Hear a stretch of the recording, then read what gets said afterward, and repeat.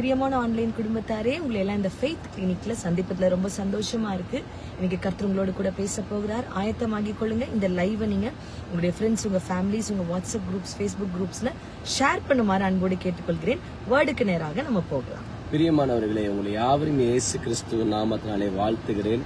இந்த காலையில கர்த்தருடைய ஆவியானவர் என் உள்ளத்துல பேசின ஒரு வார்த்தை என்னன்னா, கர்த்தர் உங்களை கைவிடுவதில்லை, உங்களை ஒருபோதும் அவர் கைவிடுவதில்லை. கமெண்ட் பண்ணுங்க, God will not leave me. God will not leave me. உங்களை கர்த்தர் கைவிட மாட்டார். உலகத்துல 1000 பேர் உங்களை கைவிடலாம், ஆனா கர்த்தர் சொல்லுகிறார், நான் உன்னை ஒரு நாள் என்ன பண்ண மாட்டேன், கைவிட மாட்டேன். சரி, கர்த்தர் கைவிடாமல் நம்மளை கூட இருக்கும் பொழுது நம்மளுக்கு உண்டாகிற நன்மைகள் என்ன?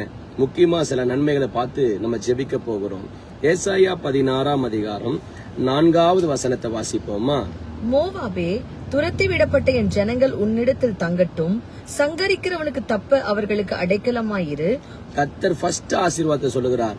அவர் உங்களை கைவிடாமல் இருக்கும் பொழுது கர்த்தர் உங்களுக்கு என்ன பண்ணுவாராம், தங்குறதுக்கு ஒரு இடத்தை கொடுப்பாராம், உங்களுக்கு ஒரு பாதுகாப்பை தருவாராம். நீங்க உங்க வாழ்க்கையில நினைக்கலாம், எனக்கு பாதுகாப்பே இல்லைங்க, நான் அங்கேயும் அலைஞ்சுக்கிட்டே இருக்கேங்க, நிலையான ஒரு வீடு இல்ல, நிலையான ஒரு வேலை இல்ல, நிலையான ஒரு நண்பர்கள் இல்லை, எப்ப பாரு எல்லாரும் கூட பகைக்கிறாங்க, யாரு கூட போய் சேர்றனோ அவங்க எல்லாம் எனக்கு விரோதமா திரும்புறாங்க, எந்த கம்பெனில போய் வேலை செஞ்சாலும், எவ்வளோ கீழே போய் உட்கார்ந்தாலும் எல்லாரும் என்னை கேவலப்படுத்தி என் மனசு நோகடிக்கிறாங்க, எனக்கு ஒரு நிலையானது எதுவுமே இல்லை நீங்க நினைக்கலாம். ஆனா இந்த காலையில கர்த்தர் உங்களுக்கு திட்டமாய் பேசுகிறார். என்ன சொல்லுகிறார்னா, உங்களுக்கு தங்குவதற்குன்னு ஒரு நிலையான இடத்தை கர்த்தர் தரப்போகிறார். ஆமென். கமெண்ட் பண்ணுங்க, எனக்குன்னு ஒரு நிலையான இடம் உண்டாகும், எனக்கென்று நிலையான இடம் உண்டாகும். இனி நீங்க அலைந்து திரிவதில்லை, அலைந்து திரிவதில்லை, நீங்கள் அலைந்து திரியாமல் கர்த்தர் உங்களுக்கு ஒரு நிலையான இடத்தை தருவார். ஆமென். இதுதான் கர்த்தர் உங்களுக்கு கரம் பிடிச்சாருன்னா நடக்கிற முதல் ஆசீர்வாதம். இரண்டாவது என்ன பாருங்க, வாசிங்களே. சங்கரிக்கிறவனுக்கு தப்ப அவர்களுக்கு அடைக்கலமாயிரு, ஒடுக்குகிறவன் இல்லாதே போவான். ஒடுக்கிறவன் இனி உங்க வாழ்க்கையில என்ன பண்ணுவதில்லை, வருவதில்லை. சொல்லுங்க, என்னை ஒடுக்கிறவன், என்னை ஒடுக்கிறவன், என் மேல இருக்க கிருபையை ஒடுக்கிறவன், என் மேலாக இருக்கிற கிருபையை ஒடுக்கிறவன், குடும்பத்தில் இருக்க சமாதானத்தை ஒடுக்குகிறவன், குடும்பத்தில் இருக்கிற சமாதானத்தை ஒடுக்குகிறவன் இல்லாமலே போவான், இல்லாமலே போவான், இல்லாமலே போவான். உங்க வாழ்க்கையை அழிக்க நினைச்சவர்கள் அழிந்து போவார்கள், உங்கள் குடும்பத்தை கெடுத்த நினைச்சவர்கள் கெட்டு போவார்கள், உங்களுடைய வருமானத்தை தடுக்க நினைச்சவர்கள் அவர்கள் தடைப்பட்டு போவார்கள். ஏன்னா கர்த்தர் உங்களோட கூட இருந்து உங்களுக்கு கரம் கொடுக்க போகிறார். God will give me his hand. கர்த்தர் எனக்கு தம்முடைய கரத்தை கொடுக்க போகிறார். வலது கரத்தினால உன்னை என்ன பண்ணுவார், தாங்குவார். ஃபர்ஸ்ட் உங்களுக்கு ஒரு நிலையான இடத்தை தருவாரு. ரெண்டாவது என்ன சொல்றாருன்னா, ஒடுக்கிறவன் இனி இல்லாமலே போவான். அப்புறம் என்ன சொல்றாரு பாருங்க, மூணாவது, சங்கரிப்பு ஒளிந்து போகும், சங்கரிப்பு ஒளிந்து போகும். இனி உங்களை அழிக்க யாருன்னு அழி முடியாது, யாரு செயல்பட்டாலும் தோத்து போவாங்க. ஏன்னா அவங்களோட ப்ராஜெக்ட கர்த்தர் என்னாக்க போகிறார்னா ஃபெயிலியர் ஆக்க போகிறார். சொல்லுங்க, எல்லா ஈவில் ப்ராஜெக்ட் கர்த்தர் ஃபெயிலியர் ஆக்குவாரு.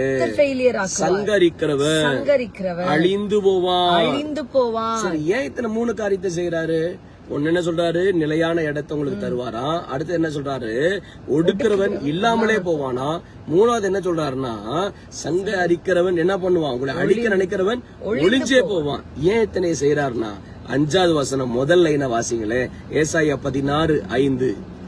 கிருபையினாலே சிங்காசனம் ஸ்தாபிக்கப்படும், கிருபையினாலே நீங்கள் ஸ்தாபிக்கப்படுவீர்கள். அல்லேலூயா.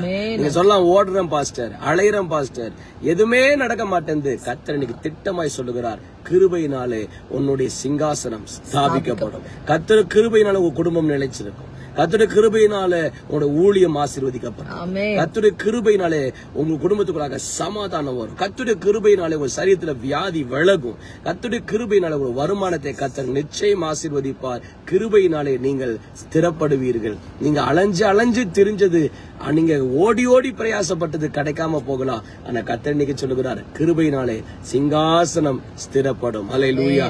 அதனாலதான் ரோமர்ல ஒரு வசனம் இருக்கு, எவன் மேல் பிரியமா இருக்கவேன் என்று நினைக்கிறனோ அவன் மேல் நான் என்னவா இருப்பேன், பிரியமா இருப்பேன். இந்த காலையில கர்த்தர் சொல்லுகிறார், உங்க மேலதான் அவர் பிரியமா இருக்கிறார், உங்களதான் அவர் நேசிக்கிறார், உங்களுக்கு தான் கிருபை கொடுக்கணும்னு நினைக்கிறார். கிருபை வந்துருச்சுன்னா நீங்க ஸ்திரப்படுவீர்கள். ஆமென். நம்ம ஜெபிக்கலாம். ஆண்டவரே, யாரெல்லாம் கண்ணீரோட மனவேதனையோட ஜெபிக்கிறாங்களோ இந்த காலையில கர்த்தருடைய வார்த்தை அவர்களை பலப்படுத்தட்டும். கர்த்தர் என்னை கைவிட மாட்டார். ஆண்டவரே எனக்குன்னு ஒரு நிலையான இடத்தை தருவார். ஆண்டவரே என்னை ஒடுக்கிறவர்களை இல்லாமலே போக பண்ணுவார். கர்த்தனை சங்கரிக்க வந்திருக்கிற அசுத்தாவிகளை அழித்தே போடுவார். ஏன்னா அவருடைய கிருபை என்னை நிலைத்திருக்க பண்ண வேண்டும் என்று விரும்புகிறது. ஆமாப்பா, யார் கண்ணீரோடு இருக்காங்க, யார் கவலையோடு இருக்காங்க, இன்னைக்கு உங்களுடைய கிருபை இப்பொழுதே அவங்க மேல இறங்கட்டும். உங்களுடைய அபிஷேகம் அவங்க மேல இறங்கட்டும். எஸ், உங்களுடைய ஆணி தழும்பி ஏந்தின கரத்தால் அவர்களை தொட்டு ஸ்திரப்படுத்த கண்டு ஜெபிக்கிறேன் இயேசுவின் நாமத்தில் பிதாவே, ஆமென்.